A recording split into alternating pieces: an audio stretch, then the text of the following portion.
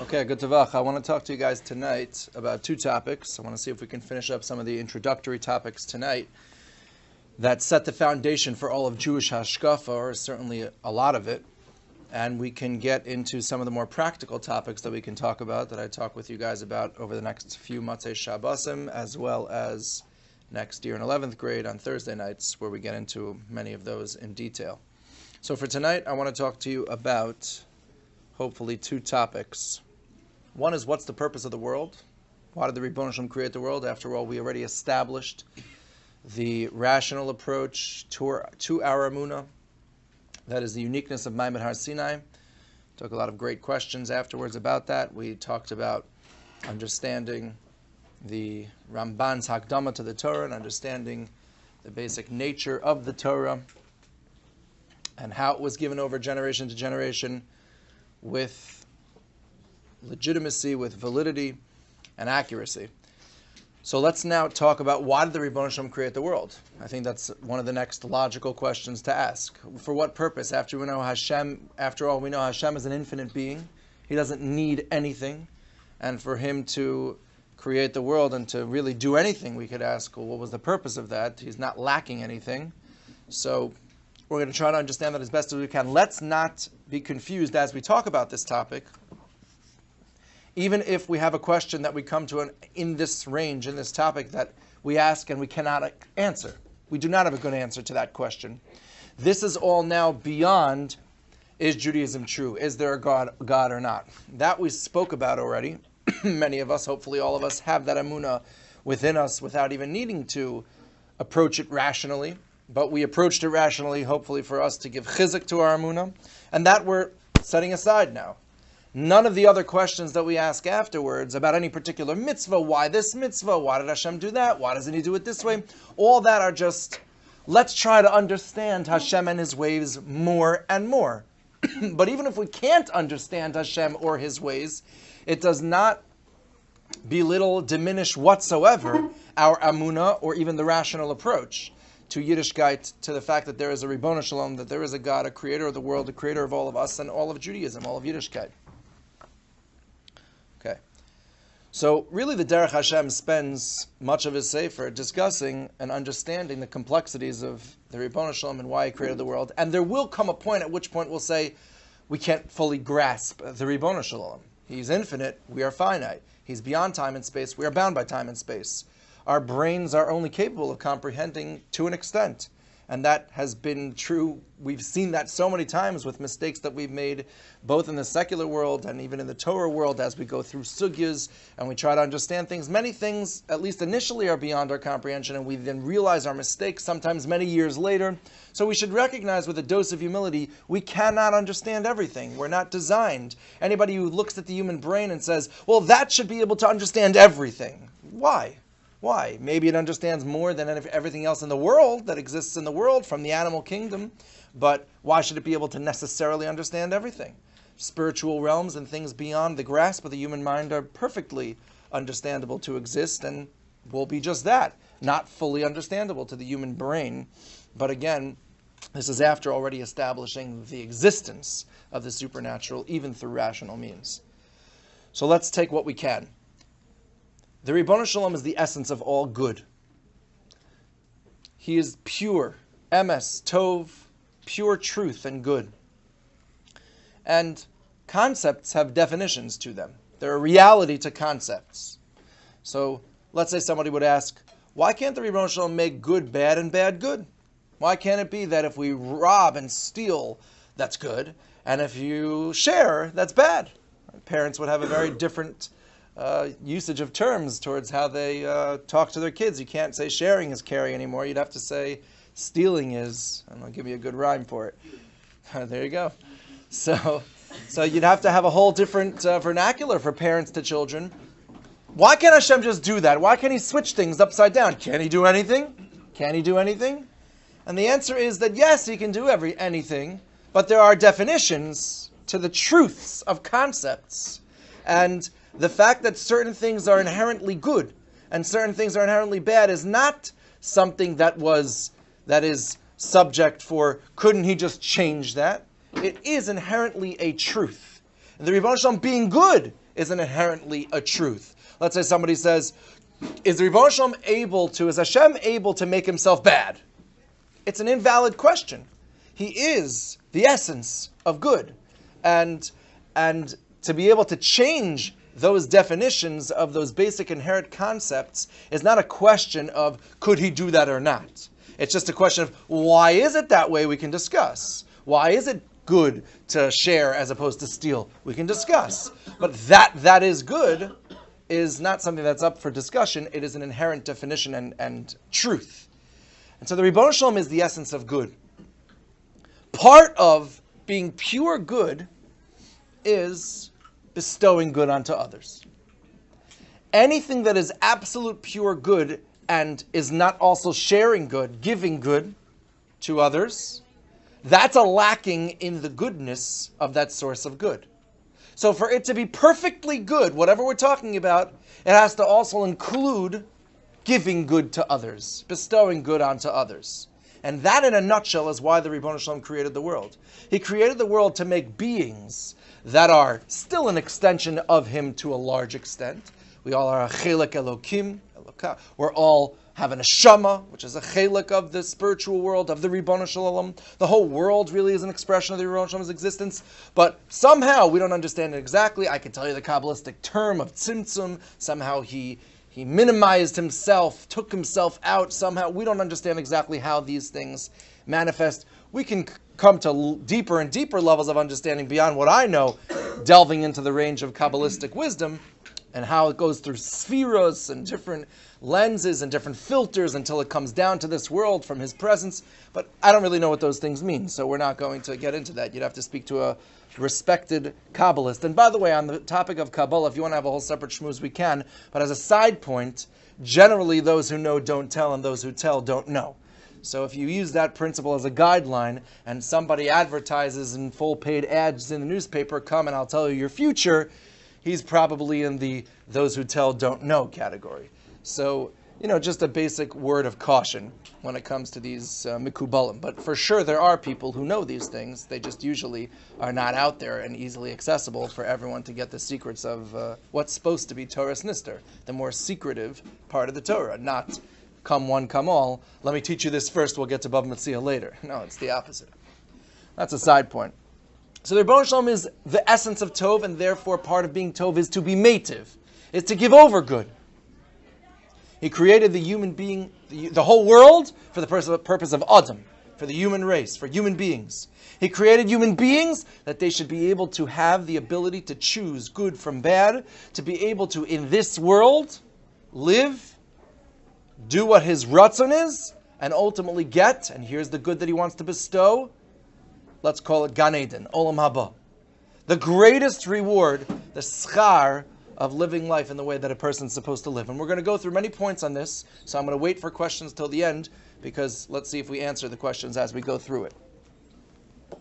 So, we can ask, if Hashem just wants to give us good, why doesn't he create, the most obvious next question is, create the human race in Gan Eden, in Olam Haba? Like, what are we doing this hallway world that we call the hallway until we get to the ballroom at the end of the hallway, which is the next world, and that's where we'll reap all the schar of the mitzvahs that we do and the nisyonos that we passed?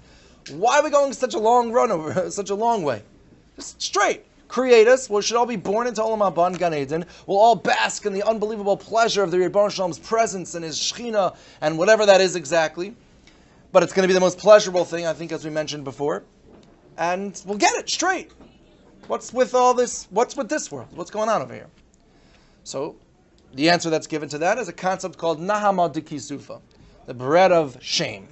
What does that mean?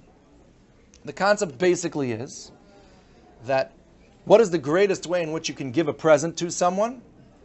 The greatest way to give a present to someone is for that person to earn it. If you just give a person a handout, it's a nice feeling, got a present. Give tzedakah, it's a nice thing. But if you can give that person a job, it's the greatest thing. He can become self-sufficient himself. A person can sit and he can work and he can make money for himself. That money that he made through working is way more satisfying to the person than just getting a handout.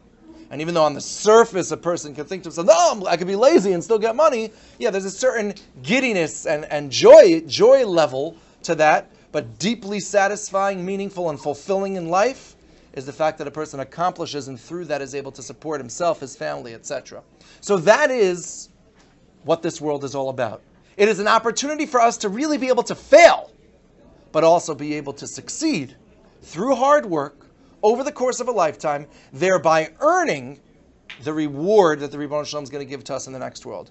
That's the basic idea, which we're going to still take more questions on.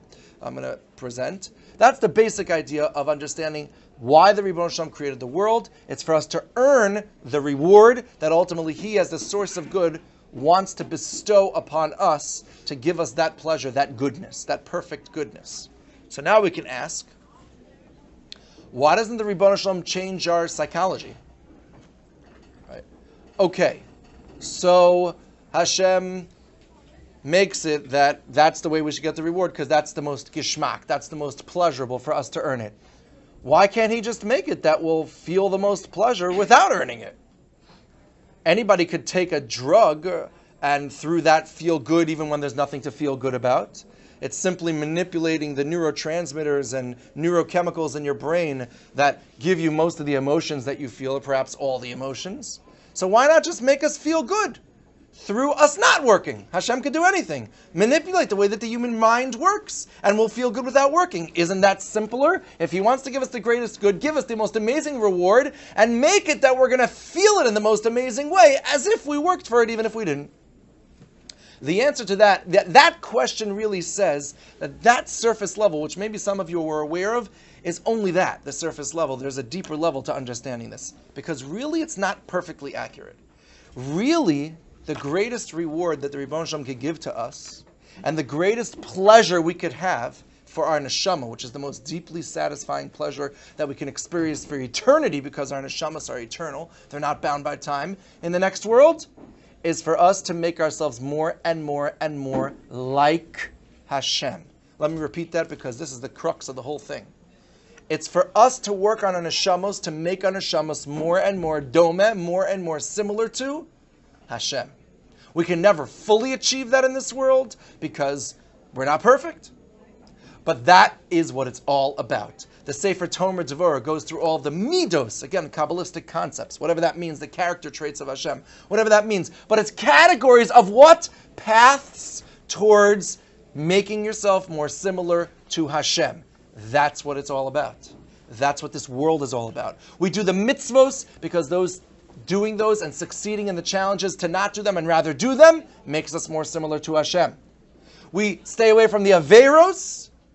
And we don't necessarily understand the reasons for why each and every mitzvah. We can understand some reasons for some mitzvahs, as the Sefer HaChinuch says, and it's nice to try that. It sweetens the mitzvahs. But some mitzvahs are explicitly described as chukim. That doesn't mean that they're senseless. It means that the reasonings and the sense behind them weren't revealed to us. That's all. But every mitzvah has goodness to it and makes us more doma and similar to Hashem. Every avera has has evil in it. What does that mean? All it means is it makes us less similar to Hashem. That's what it's all about. Becoming more and more similar to the essence and pure form of truth, the absolute pure form of truth and good that is the Ribono Shel Olam, and we're trying to become more and more similar to that. And however similar we make ourselves, we come to Gan Eden and Olam Haba, and we've made ourselves more similar. So now we could get back to the question. When we define it like that, we could say, why doesn't Hashem just make us feel that way? The answer is, as we said before, by definition, the Ribono Shel Olam is the essence of good. He is what He is. Right? I am what I am. He is what He is. We can't ask questions, why is He not this or that? He's the perfect expression of truth and goodness. Now let's analyze some aspects of Him that are true by definition. He's limitless. He can do anything He wants. A famous question people like to ask on that point. Could Hashem create a rock that He can't pick up? See, Judaism is wrong. Why don't we just start with the Judaism is wrong point and talk about what kind of emotional issues were causing that question to come about. And that's really what we should deal with. And not, I'm going to prove Judaism is wrong because here's my question. You ready? Could Hashem create a rock that He can't pick up? I got you. You see, you never thought of that one, right? Here's the answer to that question. No, He can't. End of discussion. Okay, you want me to explain it to you a little bit more? Fine. The simple answer to that question is, of course He can't. Let me ask you a question. Mashal lamad over doma. It's not perfect, but remember, I'm giving you a mashal to help understand it. It's not a perfect mashal. Let's say a person goes to the gym, and he's building up his muscles, he's bench pressing more and more, and he's up to the point of bench pressing 150 pounds. So I have a question on that guy. Can he not bench press 100 pounds? After all, he's so strong he could bench press 150 pounds. Surely he should be able to make himself not be able to bench press 100 pounds. That's ridiculous. An expression of him being able to bench press 150 pounds is that he can also bench press 100 pounds. There's no lacking in his ability to bench press 150 pounds because he can't not bench press 100 pounds. That just doesn't even make sense. The expression of the Ribbon Shalom's limitlessness, the fact that he's unlimited, means that, so to speak, he'll be able to pick up every single thing that there is in the world. If he could not pick something up, it would be an expression of him being limited. So him not being able to, it's just the fact that you found the words in English to make it sound strange. That's all. Him not being able to create a rock that he cannot pick up, meaning him not being able to limit himself, is an expression of his being unlimited. That's not a limitedness of him. The fact that he can't make himself limited is not a limitation. It is the definition of being unlimited. Side point on that definition of Hashem. So here we are making ourselves more and more doma, more and more similar to Hashem, and the way that we're doing it is through the mitzvahs and staying away from the averos. And now we can come back to our question. Why couldn't Hashem just make us enjoy the schar of Olam Haba? The whole purpose of the world is for Hashem to bestow good on us. So make us enjoy it in the best, highest way possible without all the work necessary. The question is an invalid question now. The whole way in which we get that good by definition is by being medama ourselves, by making ourselves more and more similar to Hashem.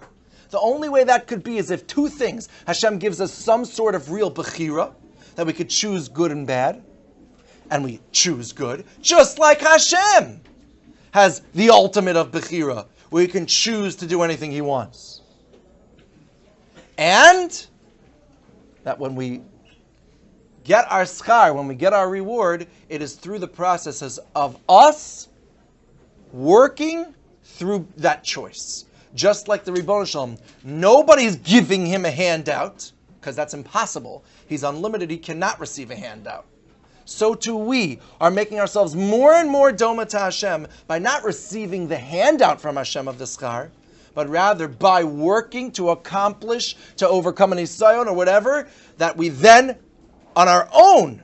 So it's obviously everything is with Siyat D'Shmaya, but much more so, much more similar to Hashem. We can never be exact, but much more similar to Hashem. We were the ones that were able to accomplish to then get our schar. That is way more similar to Hashem than if it would be in any other way, even if he would make us feel the schar. And that is the schar, being similar to Hashem. That is the pleasure of Olam Haba and Gan Eden. And therefore, in order to give it to us, the way he does it is he puts us in this world where we have to work and we have to overcome challenges, do the mitzvah, stay away from the averos, with our bechira, with our work, like the Ribbon Shalom, not getting any handout from anyone. Just like him, he's unlimited. He doesn't need anyone else. We work through it, earn it on our own, as opposed to the Nama de Kisufa, so to speak. And thereby we get the most amazing schar we could possibly, it's unimaginable, as we've discussed in the past. And that is Olam Haba, Gan Eden. That is the tachlis of the world, why Hashem created it, why we're here, and what we're doing here. One last question for 2 minutes, let's end off. And that is obviously a question that can be expanded upon greatly. If you guys have an interest on it, we'll dedicate a different Motzei Shabbos to it. But I'll say one quick ha'ara on it. One question that came up in the past, after we finished at night, was Yedia and Bechira. Right? Ribbon Shalom knows everything, and yet we have a choice. How do those things go together, right? We're saying that so much of it is dependent on us really having a choice. And yet Hashem knows the whole future of everything we're going to choose. So one quick ha'ara on it to take away the initial thought that many people have on this question. But then, of course, the question does exist on a more complex level, which the Rishonim debate and don't come out with clear conclusions on. And again, we don't have to understand every part of how Hashem works. But one point on it. Let's say I'm standing on a cliff far away from a mountain road that has a sharp curve in it, and I see two trucks coming along the mountain, and they're going to crash into each other. The fact that I know that those two trucks are going to crash into each other, does that take away the ability for one truck to either stop randomly because he needed to fix something and they don't crash, or the fact that they end up... Knowledge does not take away freedom of choice. Let's say I have a time machine. Perfect example, except that it's not real. That's Hashem. But let's say I had a time machine. And I could take my time machine and go into the future, and I could see exactly what you're going to eat from Malava Malka tonight. Let's say there's two choices of cereal that you're going to have. And you know that I'm experimenting this. So I go on my time machine, I go to the future, and I watch. You're seeing me looking at you from my time machine. So you go for the Cheerios, and then you quickly switch back to the other one, and then you actually pick it up. No, you quickly switch back to the other one. Like in the last second, no, I watched all that happen. I was like, yeah, take your time whenever you're ready. And you finally choose one. So I watched all this switching. Now I go in my time machine back. I don't say anything to you. I'm here. I'm standing here looking at you. You have no idea what's going to happen later. I know what cereal you're going to choose later. Does that take away your ability to choose? You had free will to choose anything you want. Just because I know what you're going to choose doesn't mean that it takes away your ability to choose. That is the first step in understanding the question of Yedia-Bechira. There's no contradiction between Hashem knowing what we're going to choose and the fact that we can absolutely choose whatever we want. What makes the question more complex is if Hashem, through a Navi, reveals the future, and yet you can't change it. There might be episodes in Nach that we could look at where that seems to be the case. There it seems to be a taking away Bechira. And one last point. Hashem could take away your Bechira if he wants to. The only kasha is if you go and do a mitzvah or an avera when you don't have any Bechira and you are forced to do it, there should be no schar va'onesh. There should be no reward and punishment.